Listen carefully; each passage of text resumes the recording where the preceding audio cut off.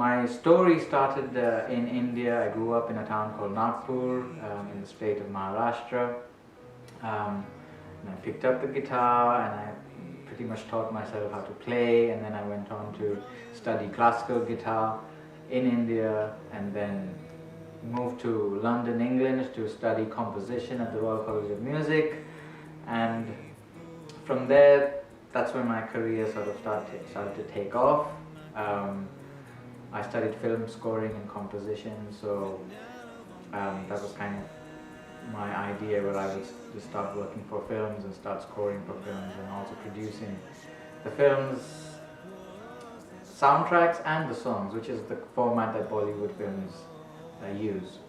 So in a typical Bollywood film there are 6 to 8 songs that need to be produced at a very high standard, and the songs are quite different from each other. They draw on scenes that are happening in the film that are relevant to that particular song. So sometimes it's a dance song, sometimes it's a romantic song, sometimes it's a folk tune, and so what happens is you have to be just prepared to produce all of these different styles of music, and what you then need to do is draw on various people from around the world to get the kind of sounds that you're looking for that is appropriate for that song.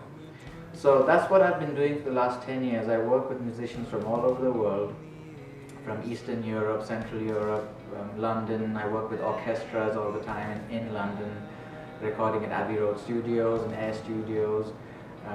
And then in the US I work with a lot of gospel choirs, bluegrass musicians, rock musicians, and in Eastern Europe, folk musicians. So basically I have a wide palette of musicians that I draw on when I'm producing music for such films, and I think the Scripture Project fits perfectly into that description. I think I bring together with me all of those experiences to then incorporate them in a vision such as the Scripture Project. The challenge is to pull off 66 songs, one for each book of the Bible, is that that's a lot of music to produce, and especially if it's high quality music, it takes time, it takes resources, it takes money. And so I think from my experience over the last few years, I've just learned how to maximize budgets, how to make sure that I'm working towards deadlines where I actually achieve the desired result in the time that has been given to me.